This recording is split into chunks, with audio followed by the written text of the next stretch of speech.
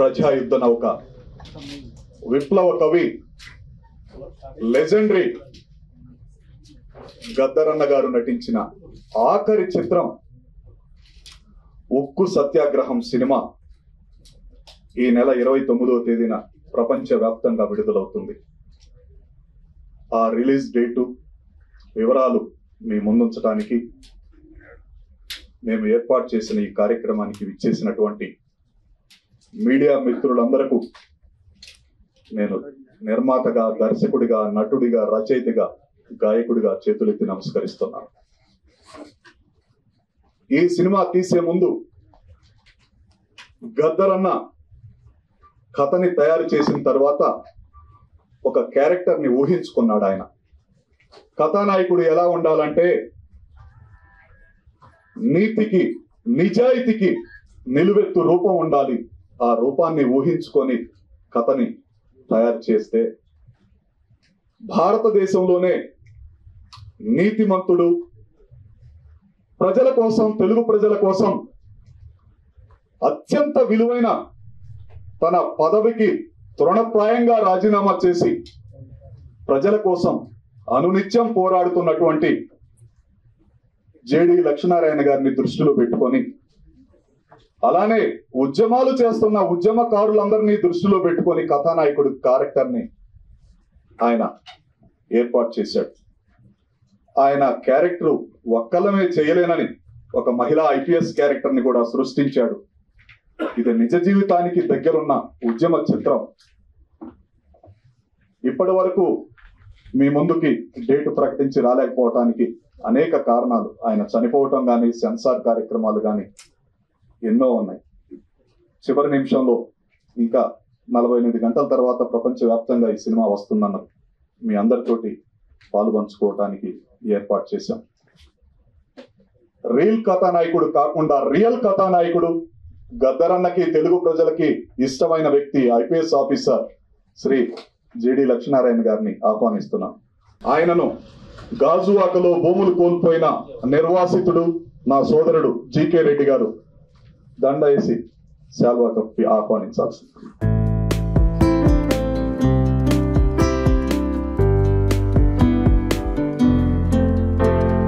అన్ని అవయవాలు ఉండి కూడా బాధ్యతలు విస్మరిస్తున్న ఈ దేశంలో, ఈ ప్రపంచంలో దేవుడు తనకి లోపాన్ని ఇచ్చినా కూడా దాన్ని ఆయుధంగా మార్చుకొని ఉద్యమంలో సోషల్ మీడియా ద్వారా తన శక్తి వంచన లేకుండా పోరాడుతున్న మౌత్ ఆర్టిస్టు నా చెల్లెమ్మ స్వప్నాన్ని వేదిక మీదకి రావాల్సిందిగా కోరుతున్నా. ఉత్తరాంధ్ర వాసి.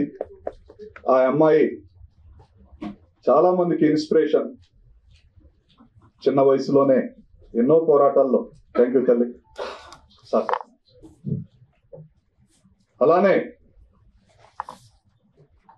గ్లామర్ సినిమాలు, పెద్ద స్టార్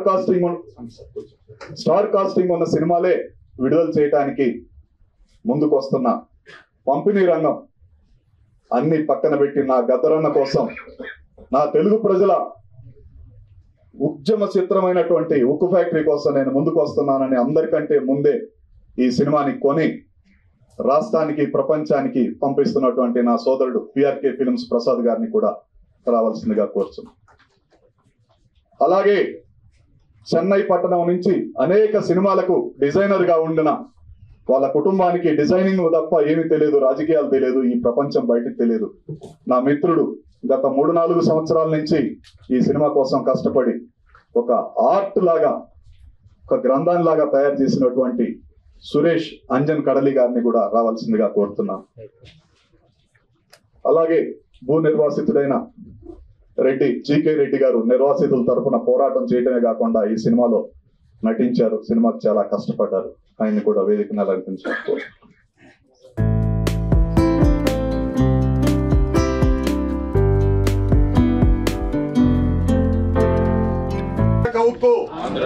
విశాఖ ఉక్కు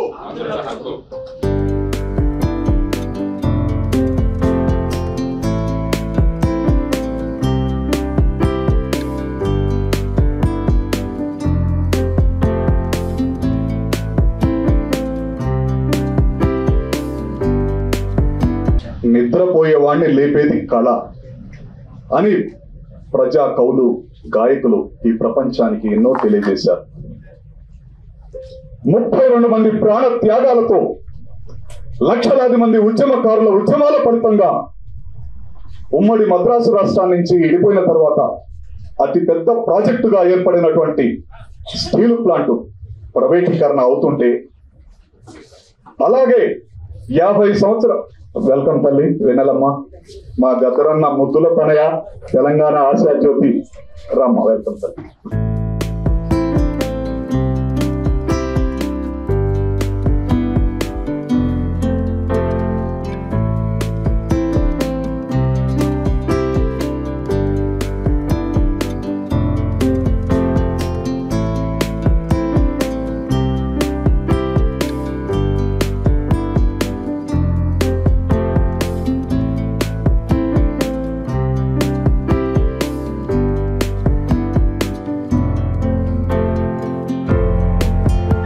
త్యాగాలతో లక్షలాది మంది ఉద్యమాల ఫలితంగా ఆనాడు గద్దరన్న లాంటి విద్యార్థి నాయకుడు గద్దరన్న అనేక ప్రముఖులతోటి, ముఖ్యంగా తెలంగాణ గడ్డపై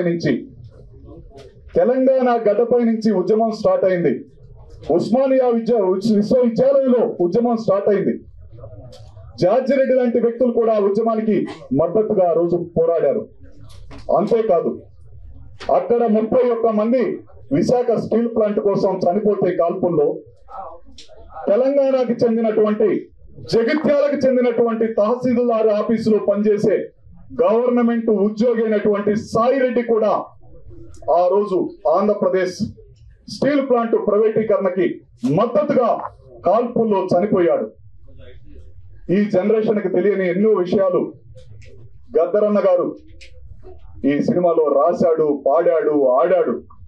ఆయన చివరి రక్తపు బొట్టు వరకు కూడా ఎలా కష్టపడ్డాడో ఈ సినిమాలో కనపడుతుంది.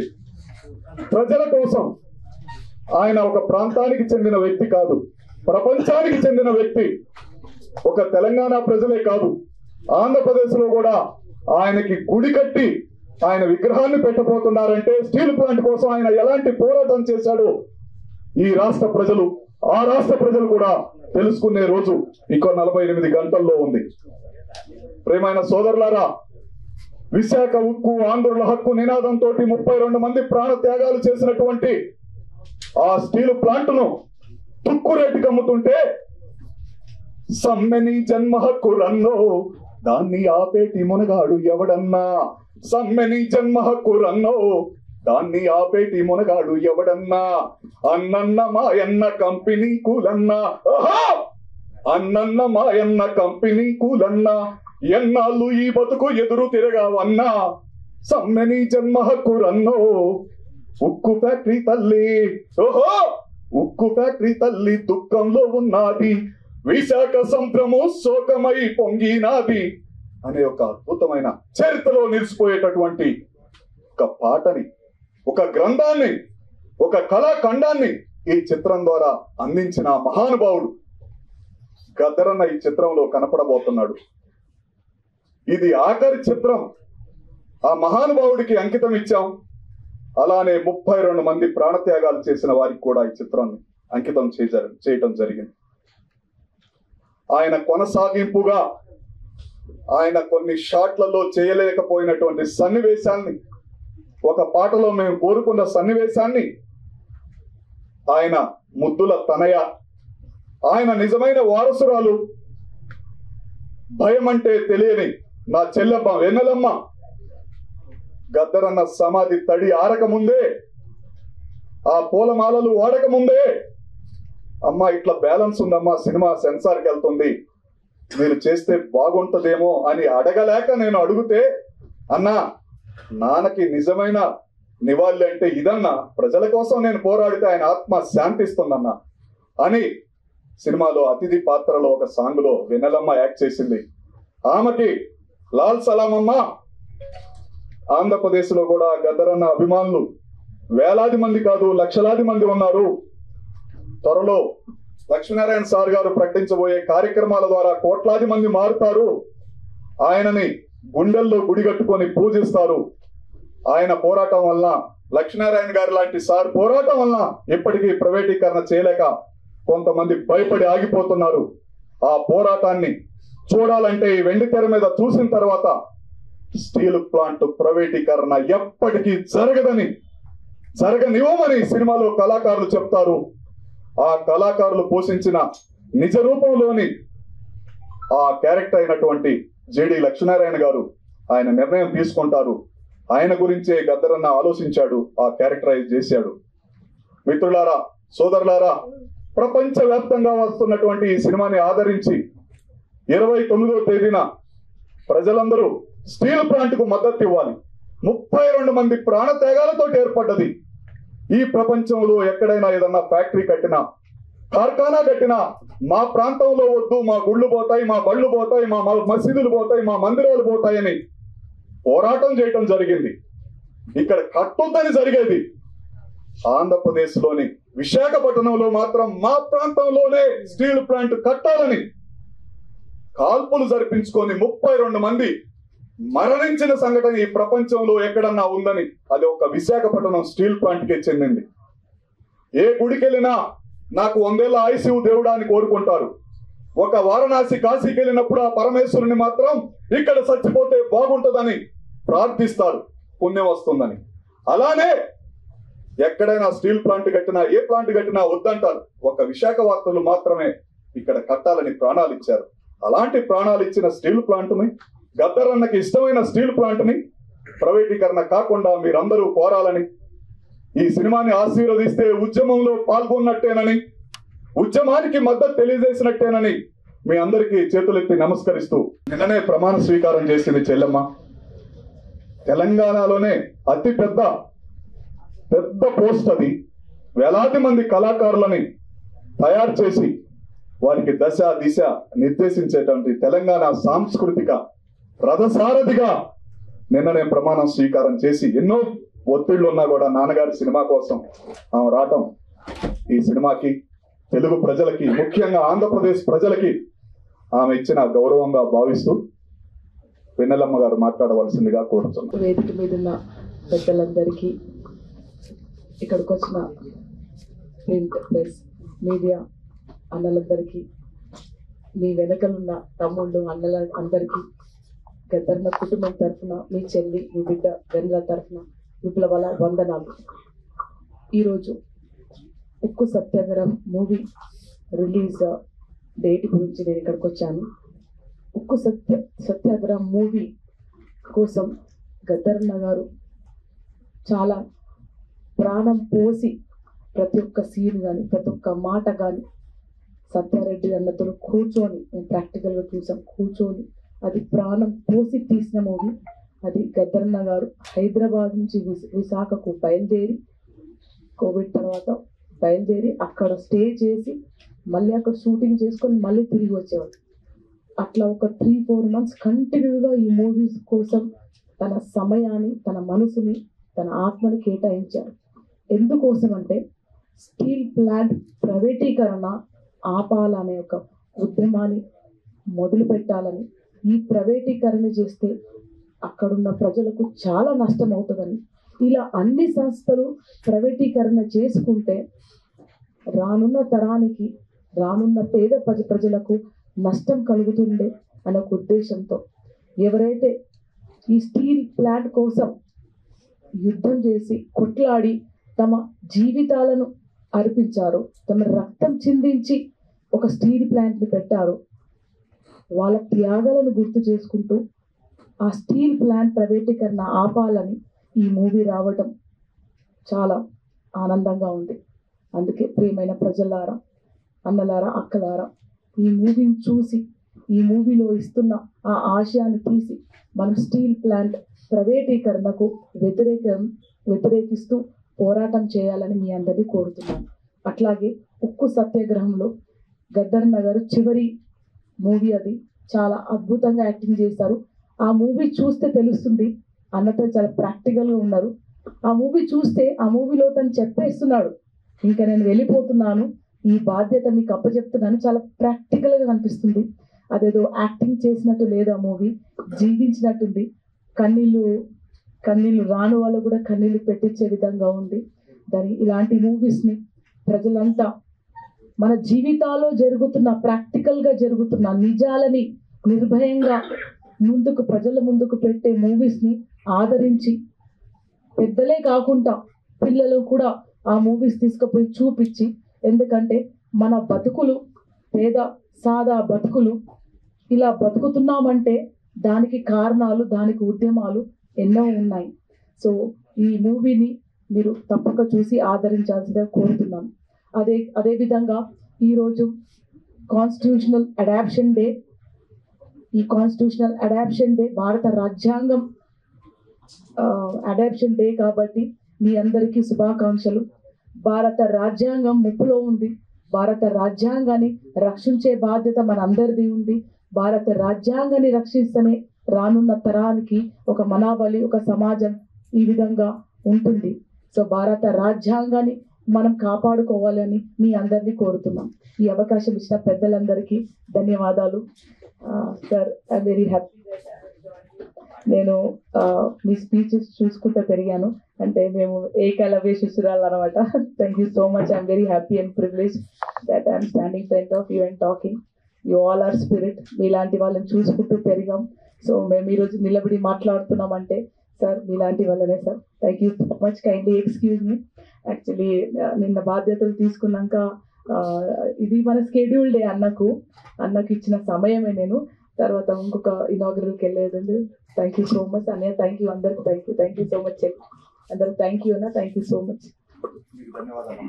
బిజీలో ఉండి కూడా వచ్చినందుకు హృదయపూర్వకంగా అభినందనలు, ధన్యవాదాలు. మీరు మళ్ళా ఒకసారి విశాఖపట్నాన్ని పర్యటించాలని అందరి సమక్షంలో కోరుతున్నాం. Thank you. రియల్ కథానాయకుడు, మేము రియల్ కథానాయకుడిగా యాక్ట్ చేస్తే ఉద్యమానికి ఊపిరి పోసినటువంటి పాత్ర.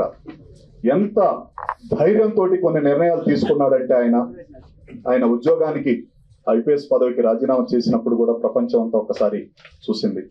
అంతకు మించి ఎన్నో చేశారు ఆయన. చాలా వరకు పబ్లిసిటీకి దూరంగా ఉంటారు. సార్ మీరు రావాలని ఇప్పుడే విజ్ఞప్తి చేస్తున్నాం. స్టీల్ ప్లాంట్ మీరు రియల్ గా అమ్మాలని ఒకవేళ నిర్ణయించుకుంటే మేమే కొంటాం ప్రజల తరపున అని కూడా కోర్టుకు వెళ్ళిన మహానుభావుడు ఆయన. అంతేకాదు, ఎన్నో త్యాగాలు చేసిన కుటుంబాలని ఆదుకోకుండా నువ్వు అప్పుడే ఎలా అమ్ముతావని ఎదురు తిరుగుతున్న ఒక అభిమన్యుడు. ఆయన వెంట మేమంతా ఉంటామని ఈ సినిమా ఇన్స్పిరేషన్ లో రియల్ పాత్ర ఆయన ఉన్నట్టు శ్రీ జిడి లక్ష్మీనారాయణ గారు మాట్లాడి సందేశం ఇవ్వాల్సిందిగా కోరుతున్నాం. ఉక్కు సత్యాగ్రహం అన్న ఈ చలనచిత్రం ఈ నెల 29వ తారీఖున ప్రపంచవ్యాప్తంగా విడుదల కాబోతోంది. ఉక్కు సత్యాగ్రహం చిత్రం ద్వారా విశాఖ స్టీల్ ప్లాంట్ యొక్క చరిత్ర, విశాఖపట్నం స్టీల్ ప్లాంట్ ని ప్రైవేటీకరణ చేస్తున్న ప్రయత్నాలను ఏ విధంగా అక్కడ వర్కర్స్ కావచ్చు, ఎగ్జిక్యూటివ్స్ కావచ్చు, నిర్వాసితులు కావచ్చు, వీరందరూ కూడా కలిసి ఏ విధంగా అడ్డుకుంటున్నారన్న ఒక మహత్తరమైన సందేశాన్ని శ్రీ సత్యారెడ్డి గారు మనందరికీ ఇస్తున్నారు. ఈరోజు ఈ చిత్రాన్ని కొద్ది భాగం చూసే అవకాశం కూడా నాకు కల్పించారు. చాలా ఇన్స్పిరేషనల్ గా ఉంది సినిమా. ఆయన ప్రధాన పాత్రను పోషించారు. చాలా గొప్ప ఇన్స్పిరేషన్. చూస్తుంటే ఈ థియేటర్లో ఎంతో గొప్ప, అందరికీ ఒక ఉద్రేకం, ఇందులో మనం కూడా భాగస్వాములు అవ్వాలన్న ఒక సంకల్పం కూడా వచ్చే విధంగా, దానితో పాటు ముఖ్యంగా గద్దర్ గారు ఆయన స్వయంగా నటించడం కూడా చాలా ముఖ్యమైన విషయం. ఎందుకంటే గద్దర్ గారు మంచి ఆప్తులు. లచ్చన్న ఎట్లున్నావురా అని అడిగేవాడు ఆయన. ఆ విధమైన మా ఇద్దరికి మధ్య ఉన్న సంబంధం. కాబట్టి ఆయనతో అనేక సార్లు నేను చర్చించడం జరిగింది. అటువంటి గద్దర్ గారిని ఈరోజు ఆయన ఆరోగ్య స్థితి అంత బాగు లేకున్నా కూడా ప్రజల కోసం చెయ్యాలి అన్న సంకల్పనతో ఈ సినిమాలో ఆయన స్వయంగా పాడి రచించి ఆయన స్వయంగా నటించిన సినిమా ఇది. ఆయన చివరి సినిమా అని ఇప్పుడే వెన్నెల గారు, సత్యారెడ్డి గారు కూడా చెప్పడం జరిగింది. కాబట్టి ఆయన ఒక స్ఫూర్తిని నింపారు ఈ సినిమాలో అని నేను మీ అందరికీ కూడా తెలియజేస్తున్నాను. ముఖ్యంగా ఈరోజు రాజ్యాంగాన్ని మనం ఈరోజు మొదలైంది, ఈరోజు అడాప్ట్ చేసుకున్నాము. రాజ్యాంగ దినోత్సవం ఈరోజు. రాజ్యాంగంలో కూడా మనకు తరువాత ఈ లౌకికవాదం, తర్వాత సామ్యవాదం, ఈ రెండు కూడా యాడ్ చేశాను. అంటే సెక్యులర్, సోషలిస్ట్, ఈ రెండు కూడా తర్వాత 42వ అమెండ్మెంట్ లో యాడ్ చేయడం జరిగింది. కాబట్టి ఈ రోజు ముఖ్యంగా నిన్నే సుప్రీంకోర్టు కూడా ఈ రెండు ఏవైతే యాడ్ చేశారో 42లో అవి ఈ ప్రియాంబుల్లో పీఠికలో ఉండాలని చెప్పి వారు కూడా నిర్ణయం ఇవ్వడం జరిగింది. అందువల్ల ఇందులో ముఖ్యంగా చూసుకుంటే సోషలిజం అన్న కాన్సెప్ట్ ఏదైతే ఉందో, అంటే ఉత్పాదన లేకుంటే దేశంలో ఉన్న సంపద కేవలం కొంతమంది మాత్రం చేతుల్లోనే ఉండకూడదన్నది సోషలిజం. దానికి ప్రధానంగా మన పబ్లిక్ సెక్టర్ యూనిట్లు చాలా మహత్తరమైన భూమికను పోషిస్తాయి. అందుకనే మనం భారతదేశానికి స్వాతంత్రం వచ్చిన తర్వాత క్యాపిటలిస్టిక్ కాదు, ఈ విధంగా టోటల్ గా ప్రభుత్వం కాదు, మిక్స్డ్ ఎకానమీని మనం నిర్ణయించుకున్నాం. అంటే పబ్లిక్ సెక్టరు ప్రైవేట్ సెక్టరు రెండూ ఉంటాయి. ఆ విధంగా చేసుకుంటున్న సందర్భంలో మొట్టమొదటిసారిగా భారతదేశంలో ఒక పోర్టు ఉన్న ప్రాంతంలో స్టీల్ ప్లాంట్ పెట్టాలన్న సంకల్పన చేసిన తర్వాత ఆ స్టీల్ ప్లాంట్ ని మిగతా రాష్ట్రాలు, తమిళనాడు కావచ్చు, కర్ణాటక కావచ్చు, వాళ్ళ ప్రాంతాలకు తీసుకువెళ్లాలని ప్రయత్నం చేసిన సమయంలో అక్కడ అమృతరావు గారు అనే ఆయన గుంటూరు నుంచి వచ్చి అక్కడ నిరాహార దీక్ష చేయడం, ఆ తర్వాత విద్యార్థులు పెద్ద సంఖ్యలో పాల్గొనడం, ఆ తర్వాత మొత్తం అది కేవలం విశాఖపట్నానికి మాత్రమే కాదు, మొత్తం ఉమ్మడి ఆంధ్రప్రదేశ్ లో కూడా 32 మంది ప్రాణత్యాగాలు చేసిన సందర్భంలో చిట్ట చివరిగా ప్రభుత్వానికి విశాఖపట్నంలోని ఈ స్టీల్ ప్లాంట్ ఏర్పాటు చేసుకోవాల్సిన నిర్ణయం అప్పటి ప్రధాని ఇందిరాగాంధీ గారు తీసుకున్నారు. ఆ తరువాత అది బ్రహ్మాండంగా ముందుకు వెళ్ళి మంచి లాభాలలో నడుస్తున్న ఒక గొప్ప యూనిట్, పబ్లిక్ సెక్టర్ యూనిట్. ఆ తర్వాత అతి ఉత్తమమైన క్వాలిటీ ఉన్న స్టీల్ తయారు చేసే కర్మాగారం విశాఖపట్నం స్టీల్ ప్లాంట్. దాన్ని RINL కూడా అంటారు, రాష్ట్రీయ ఇస్పాత్ నిగమ్ లిమిటెడ్ అని చెప్పేసి. మీరు యాక్చువల్ గా చూసుకుంటే ప్రధానమంత్రి గారి ఆవాస్ యోజన అంటే ఇళ్లు కట్టించే దాంట్లో సుమారుగా 21,000 మెట్రిక్ టన్నులు విశాఖ స్టీల్. మీరు స్టాచ్యూ ఆఫ్ యూనిటీ అని సర్దార్ వల్లభాయ్ పటేల్ స్టాచ్యూ చూస్తారు అక్కడ నర్మదా నది ఒడ్డున, అందులో సుమారుగా 2,500 మెట్రిక్ టన్నులు విశాఖ స్టీల్. ఆ తర్వాత అటల్ టనల్ అని జమ్మూని కాశ్మీర్ని కనెక్ట్ చేస్తూ ఒక టనల్ ఏర్పాటు చేయడం, దానిలో కూడా సుమారుగా 3,000 మెట్రిక్ టన్నులు మన విశాఖ స్టీల్. కాబట్టి ఇంత నాణ్యమైన విశాఖ స్టీల్ ని ఎవరో చేతిలో ప్రైవేటైజ్ చేద్దాము అంటే ఎవరు ఒప్పుకోవడం లేదు. ఎందుకంటే విశాఖ ఉక్కు ఆంధ్రుల హక్కు అని మొదలైన ఈ విశాఖపట్నం స్టీల్ ప్లాంట్ ఇప్పుడు విశాఖ ఉక్కు తెలుగు వారి గుండె చప్పుడు మాత్రమే కాకుండా భారతదేశ గుండె చప్పుడుగా కూడా మారింది. కాబట్టి దీనిని ప్రభుత్వ రంగ సంస్థగానే పెట్టాలి అన్న సంకల్పం అందరిలో ఉంది. దానికోసం సత్యారెడ్డి గారు ఈరోజు ఆ మొత్తం విషయాలన్నింటినీ కూడా ఈ చలనచిత్రం ద్వారా మనకు అందించడం జరిగింది. కోర్టులలో వెళ్ళి ఈ ప్రైవేటైజేషన్ కాకూడదు అన్న విధంగా ఒక పబ్లిక్ ఇంట్రెస్ట్ లిటిగేషన్ ద్వారా మేము కూడా పోరాడుతున్నాం అందులో. ఎందుకంటే ముఖ్యంగా ఇది ప్రభుత్వ రంగ సంస్థగా ఉండాలి. ఎందుకంటే విశాఖపట్నం యొక్క పటం మారిపోయింది. విశాఖపట్నం స్టీల్ ప్లాంట్ వచ్చిన తర్వాత చిత్రంలో కూడా అదే చెప్పారు ఆయన. భీమునిపట్నం అంటే విశాఖపట్నం కన్నా భీమిలి అన్నది ఒక కార్పొరేషన్ మున్సిపాలిటీగా ఉండేది. భారతదేశంలో సూరత్ తర్వాత 2వ మున్సిపాలిటీ భీమిలి. అది ప్రధానంగా ఉండేది. విశాఖపట్నం చాలా చిన్న ఊరుగా ఉండేది. కానీ విశాఖపట్నం స్టీల్ ప్లాంట్ వచ్చిన తర్వాత విశాఖపట్నం రూపురేఖలే మారిపోయాయి. అనేక పబ్లిక్ సెక్టర్ యూనిట్స్ అక్కడ వచ్చాయి.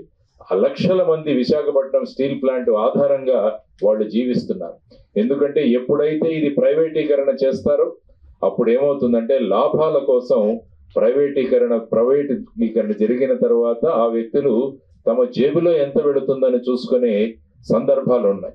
అందువల్ల ఇది ప్రైవేటీకరణ కాకూడదు అన్నది ప్రధానంగా. అందరూ కూడా ఇది ప్రైవేటీకరణ అవ్వదు అని చెబుతున్నారు. మొన్న మినిస్టర్ గారు కూడా వచ్చి వెళ్ళారు, కుమారస్వామి గారు. ఆయన కూడా ఇది ప్రైవేటీకరణ అవ్వదు అని చెప్పారు. 3 నెలలు అయిపోయింది కానీ ఇంకా ఏమీ అందులో ఏ విధమైన చర్యలు తీసుకున్నట్టు కనపడ్డారు. కాబట్టి ప్రస్తుత ప్రభుత్వం కూడా ఇది ప్రైవేటీకరణ కాకుండా మేము కాపాడుతామని వారు కూడా చెప్పిన సందర్భాలు ఉన్నాయి.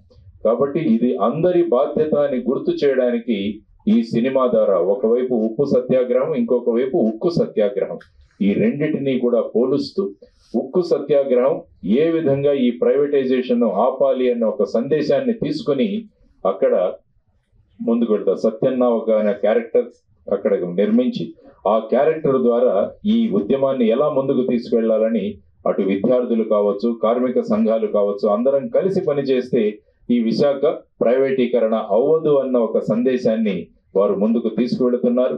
కాబట్టి ఖచ్చితంగా ఇది ప్రజలందరినీ కూడా ఆకర్షిస్తుంది. పాటలు చాలా బాగున్నాయి, నేను విన్నాను. పాటలు చాలా, చిత్రీకరణ కూడా చాలా బాగుంది. ముఖ్యంగా సినిమాలో వాడిన డైలాగ్ చాలా అత్యంత ప్రభావంగా ఉన్నాయి. ఒక్కొక్క మాట కూడా ఒక్కొక్క తూటాలాగా వెళుతుంది. ఇందులో అనేకమైన డైలాగులు చాలా చక్కగా రాశారు. ఎందుకంటే మనసు పెట్టి ఇందులో పని చేశారు ఈ సినిమాలో. అది నాకు కనిపించింది. ఒక సినిమాలాగా కాకుండా ఒక నిజ చరిత్ర, ఇది మన సామాజిక బాధ్యత అనుకొని నిర్మించిన చిత్రం ఇది. అందువల్ల ప్రతి ఒక్కరూ కూడా వారికి 100% వాళ్ళ కాంట్రిబ్యూషన్, వాళ్ళ మాట కావచ్చు, పాట కావచ్చు, అభినయం కావచ్చు, ఇవన్నీ కూడా అందులో రంగరించి మన ముందుకు వస్తున్న సినిమా ఈ ఉక్కు సత్యాగ్రహం. అందువల్ల ప్రభుత్వానికి మా విన్నపం ఏంటంటే, యాక్చువల్గా 29వ తారీఖున ప్రధానమంత్రి గారు విశాఖపట్నంలో వస్తారన్నది నిన్న పేపర్ వార్త. కానీ సత్యారెడ్డి గారు నాకు చెప్పడం ఆ కార్యక్రమం పోస్ట్పోన్ అయిందని చెప్పారు. అంటే ఆ రోజు 29న ఉక్కు సత్యాగ్రహం విడుదల, అదే రోజు ప్రధానమంత్రి గారు ప్రైవేటీకరణ చేయట్లేదన్న ప్రకటన కూడా చేస్తారన్న ఒక ఆశాభావంలో నేను ఉండినాను. కానీ ఆ కార్యక్రమం రద్దయిందని వారు చెప్పారు. కాబట్టి ఈ సినిమాలో టైటిల్స్ కూడా ఉన్నాయి, ఇంగ్లీష్లో టైటిల్స్. కాబట్టి ఖచ్చితంగా కేంద్ర ప్రభుత్వంలో ఉన్న వారంతా కూడా ఈ సినిమాను చూసి ప్రజల యొక్క మనోభావాలను అర్థం చేసుకొని ఆ ప్రైవేటీకరణ దిశగా చేస్తున్న అడుగులను వాళ్ళు అక్కడే ఆపితే ఖచ్చితంగా ఆంధ్రప్రదేశ్ కాదు, మొత్తం భారతదేశంలో కూడా ఒక గొప్ప అనుభవం. ఎందుకంటే చాలా చోట్ల ప్రైవేటీకరణ కావాలని కోరుకుంటున్నారు చాలా మంది. కానీ విశాఖపట్నం స్టీల్ ప్లాంట్ మటుకు కాకూడదు. దానికి సెంటిమెంట్, అంటే 32 మంది ప్రాణత్యాగాలు ఉన్నది ఒక భాగం అయితే, ఇది ఖచ్చితంగా లాభాల బాటలో నడిచే కంపెనీ అని ఎప్పటి నుంచే మేము కూడా చెబుతున్నాం. దీనికి చేయాల్సింది కేంద్ర ప్రభుత్వం ఒకటే కోరుకుంటున్నాం, దానికి గనులు కేటాయించండి అని మొదటి నుంచి డిమాండ్. మిగతా అన్ని కంపెనీస్ కి, అన్ని ప్రైవేట్ కావచ్చు, గవర్నమెంట్ కావచ్చు, అన్నిటికీ వారి సొంత గనులు ఉన్నాయి. కానీ విశాఖపట్నం స్టీల్ ప్లాంట్ కు మాత్రం సొంత గనులు ఇవ్వలేదు. 28 అప్లికేషన్లు వేసినా కూడా స్టీల్ ప్లాంట్ కు ఈ విధంగా గనులు కేటాయించలేదు. ప్రస్తుతం ఈ ప్లాంట్ కు కావాల్సింది గనులు కేటాయించడం, లేకుంటే స్టీల్ అథారిటీ ఆఫ్ ఇండియాలో కలపమని చెప్పేసి అందరి యొక్క డిమాండ్. సెయిల్లో కలపండి RINL ని కూడా అన్నది ప్రధానమైన డిమాండ్. కాబట్టి ఇవన్నీ చేసుకుంటూ రావడానికి చాలా సులభమైన పరిష్కారాలు ఉన్నాయి. విశాఖపట్నం స్టీల్ ప్లాంట్ ని ప్రభుత్వ రంగ సంస్థగా కొనసాగించడానికి ఆ విధంగా ప్రభుత్వం ఆలోచించాలి. ఎందుకంటే సినిమా అన్నది చాలా ప్రభావవంతమైన మీడియం. ఎందుకంటే సినిమాల ద్వారా ప్రజల యొక్క భావోద్వేగాలను, ప్రజల యొక్క ఆలోచన విధానాలను కూడా ప్రభావితం చేసేదే సినిమా.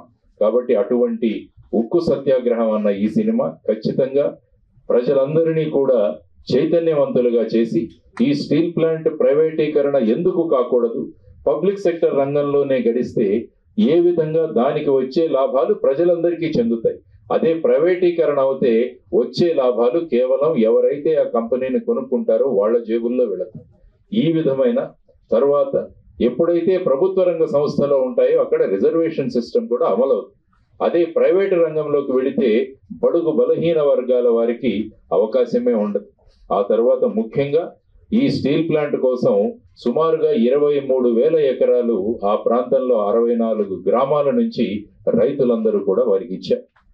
అప్పుడు వాళ్ళకిచ్చిన వాగ్దానం ఏంటంటే, మీ ప్రతి ఇంటిలో కూడా ఒక ఉద్యోగం ఇస్తామని చెప్పారు. ఇప్పటికీ సుమారుగా 8,500 మంది రైతులకి ఉద్యోగాలు ఇవ్వలేదు వాళ్ళ కుటుంబాలకు. ఇది 4th జనరేషన్, 4వ పీढ़ి. వాళ్ళు కూడా ఇప్పుడు కూడా ఎదురు చూస్తున్నారు మాకు ఉద్యోగాలు ఇవ్వట్లేదని. మరి ఇప్పుడు దీన్ని ప్రైవేటీకరణ చేస్తే ఉన్న ఉద్యోగులను కూడా తీసివేస్తారు ఎప్పుడు కూడా ప్రైవేటీకరణ జరిగిన తర్వాత. మరి 8,500 మంది ఎక్కడికి వెళతారు? వాళ్లకు జీవితానికి ఆధారమైన భూమిని వాళ్ళు దేశ భవిష్యత్తు కోసం, దేశం కోసం వారందరూ కూడా త్యాగం చేస్తే మరి వాళ్లకు ఈ విధంగా సుమారుగా 8,500 కుటుంబాలకు ఇంకా ఉద్యోగం ఇవ్వకుండా మనం ఈ విధంగా చేయడం సబబా అని మనం ప్రభుత్వాన్ని ప్రశ్నిస్తున్నాం. అవన్నీ కూడా ఈ సినిమాల్లో చూపించడం జరిగింది. కాబట్టి నిజ జీవితం, ఎందుకంటే ఈ మధ్య కాలంలో బయోపిక్స్ అన్నవి చాలా ప్రభావంగా వెళుతున్నాయి. అంటే నిజ జీవిత చరిత్రలు ప్రజలను ఆకట్టుకుంటున్నాయి. అదే విధంగా నిజమైన సంగ్రామం తర్వాత ప్రజలందరి మద్దతుతో ఈ విశాఖపట్నం స్టీల్ ప్లాంట్ అన్నది ప్రైవేటీకరణ కాకూడదు అన్న ప్రజల యొక్క ఆశాభావాలు ఏవైతే ఉన్నాయో వాటినన్నింటినీ ప్రతిబింబిస్తూ ఈ సినిమా చేయడం జరిగింది. ఈ సందర్భంగా నేను మిత్రుడు సత్యారెడ్డి గారిని అభినందిస్తున్నాను. ఎందుకంటే ఇటువంటి విషయం తీసుకొని ఎంతో ప్రభావవంతంగా ఈ సినిమాను, ఈ చలనచిత్రాన్ని నిర్మించినందుకు, ఆ తర్వాత ఇది ఒక కమర్షియల్ సినిమా అయితే కాదు కానీ ఇది మన జీవితాలతో ముడిపడిన సినిమా కాబట్టి అందరూ కూడా ఒక సామాజిక బాధ్యత అని ఈ సినిమా ఖచ్చితంగా వెళ్ళి చూడాలి అని నేను మనస్ఫూర్తిగా కోరుకుంటున్నాను. ఎందుకంటే ఇటువంటి విషయాలు విద్యార్థులకు తెలియాలి, భావి తరాలకు తెలియాలి. పోరాటం చేసి ఏ విధంగా మనం ఈ స్టీల్ ప్లాంట్ ని తెచ్చుకున్నామన్న విషయం వాళ్ళకు తెలియాలి. దేశం యొక్క భవిష్యత్తు ఎలా ఉండాలన్న ఒక ఆలోచనలు కూడా వాళ్ళు రేకెత్తించే ఈ సినిమా ఉక్కు సత్యాగ్రహం బ్రహ్మాండమైన విజయాన్ని చవి చూస్తుందని, ఖచ్చితంగా మీరందరూ కూడా ఆదరిస్తారని మనస్ఫూర్తిగా తెలియజేసుకుంటూ, అందరం కలిసి ఈ విశాఖపట్నం స్టీల్ ప్లాంట్ ఎప్పటికీ ప్రైవేటీకరణ కాకుండా ప్రభుత్వ రంగ సంస్థగా ఉంటూ లాభాలలో నడిచే విధంగా ప్రభుత్వాలు నిర్ణయం తీసుకోవాలని చెప్పి మనస్ఫూర్తిగా కోరుకుంటూ, మరి ఒకసారి శ్రీ సత్యారెడ్డి గారికి, గద్దర్ గారికి, ఆ తర్వాత ఈ సినిమాలో నటించిన వాళ్ళు, నటించలేదు, జనరల్ గా సినిమా అంటే నటిస్తారు, ఇది నిజ జీవితంతో ముడిపడిన సినిమా కాబట్టి వాళ్ళందరూ కూడా వారి 100% ఇచ్చి జీవించి ఈ సినిమాను చాలా చక్కగా నిర్మించారు. కాబట్టి మీ అందరి తరపున మీడియా ద్వారా ప్రజలందరికీ నేను చేస్తున్న విన్నపం, ఈ చలనచిత్రాన్ని ఖచ్చితంగా వీక్షించండి, మీ యొక్క అభిప్రాయాన్ని తెలియజేయండి.